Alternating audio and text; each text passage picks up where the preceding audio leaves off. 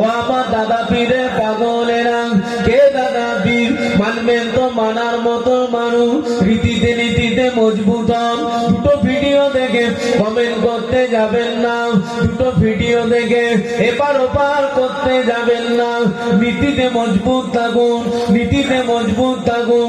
কেননা বাবা, আপনারা আমার দাদা পীরকে আল্লাহ আল্লাহ রসুল মেনে নিয়েছে, জামানার মুজাদ্দেদ আল্লাহ করেছে, জামানার মুজাদ্দেদের ওসিলায় আল্লাহ পাক বাংলাতে আলো আল্লাহ দান করেছে।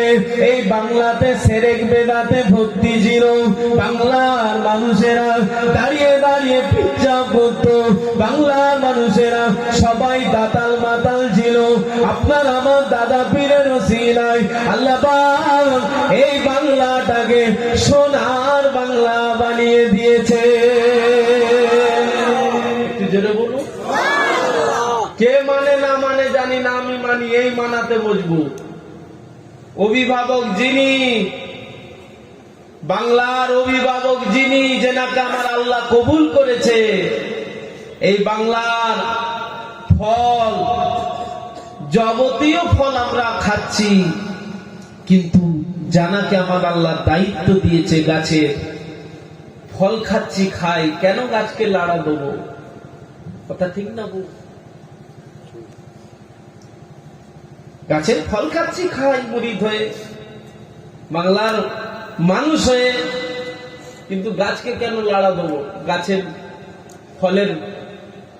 ফলের গাছের মালিকের রাগ হবে না? হবে যদি গাছ লাড়া দিয়ে খায়? হবে না? সংখ্যের মুক্ত সান, ও মাইরানেরা, ও আমার দাদা পীরের পাগলেরা, ও আমার দাদা পীরের ভক্ত মুরিদেরা, কে দাদা পীর একটু লক্ষ্য করো। আপনার আমার দাদা পীর পুরপুরা জমিনে শুয়ে রয়েছে বাবা, আরাম করতে বাবা। আল্লাহ পাক আমার দাদা পীরকে কি নিয়ামত করেছে।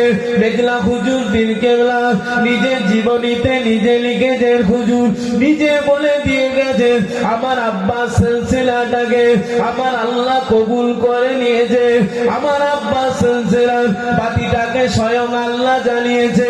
এই বাতি কিয়ামত পর্যন্ত জ্বলবে। বাংলার মানুষ যদি আমার আব্বার বিরোধিতা হয়ে যায়, আমার আব্বার জন্য আল্লাহ আল্লাহ রসুলই যথেষ্ট। জোরে বলুন সুবহান, আর একটু জোরে বলুন সুবহান।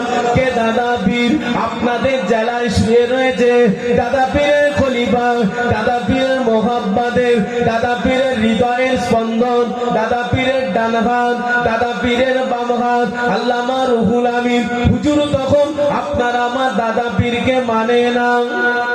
এটা উত্তর 24 পরগনা তো, কি গো? আর উত্তর 24 পরগনায় তো বসিরহাট হুজুরের মাজার, তাই তো নাকি? আলহামদুলিল্লাহ। ও মাইরানেরা, কপাল আপনাদের অনেক বড়, কপাল আপনাদের অনেক আলা। আপনাদের জমিনে, আপনাদের জমিনে, আপনাদের মাটিতে আল্লাহ পাক ভাঙড়ের হুজুরকে শুইয়ে রেখেছে। আল্লাহ পাক অনেক ওলামা হযরত হুজুরদের শুইয়ে রেখেছে। আবার বসিরহাটের হুজুর শুয়ে রয়েছে। হুজুর এখনই চলে আসবেন, আওলাদে মুজাদ্দেদুল জামান আলোচনা করবে। ও দাদা পীরকে তখন মানে না, দাদা পীরকে পীর বলে তখন মানে না। বসিরহাটের হুজুর বড় আলেম, বড় মুহাদ্দিস, দাদা পীরকে পীর বলে মানবো বলে, দাদা পীরের রসাটাকে ধরবো বলে, দাদা পীরের কাছে বিক্রি হবো বলে বাড়ি থেকে নিয়ত করে বেরিয়েছে। কিন্তু বসিরহাটের হুজুর হৃদয়ের ভিতরে, অন্তরের ভিতরে একটা কথা উদয় করে নিয়ে গিয়েছে, পীরের যদি কোনো কারামত দেখি, পীরের যদি কোনো কারামত দেখি, পীরের যদি কোনো অলৌকিক ঘটনা দেখি, তবে কিন্তু পীর বলে মানব, নচেত কিন্তু মানব না, নচেত কিন্তু বিক্রি হব না। আমি কিন্তু বাড়ি ফিরে চলে আসবো। ও মাইরানেরা, আপনার আমার দাদা পীরের দরবারে বসিরহাটে আল্লামা হুজুর আমার দরবারে গিয়ে হাজির হাজির হলে দাদা পীরের দরবারে একদিন নয়, দুদিন নয়, 3 দিন কাটিয়ে দিল দাদা পীরের দরবারে, 3 দিন কাটিয়ে দিল। দাদা পীরের কোনো কারামত দেখতে পেল না, দাদা পীরের কোনো কারামত দেখতে পেল না। বসিরহাটের হুজুরে হৃদয়ের ভিতরে কষ্ট, অন্তরের ভিতরে যেন কষ্ট, দুঃখ খানা নিয়ে, কষ্ট খানা নিয়ে টুক টুক টুক টুক করে আগে বেড়ে বাড়ির দিকে রওনা দিয়েছে। আপনার আমার দাদা পীর নজর পড়ে গিয়েছে। আরে বসিরহাট হুজুরের কাছে এসে আপনার আমার দাদা পীর অভিভাবক হিসাবে, গার্জেন হিসাবে বলতে লাগলেন, ও বাবা মাওলানা সাহেব, কোথায় চলে যাচ্ছ?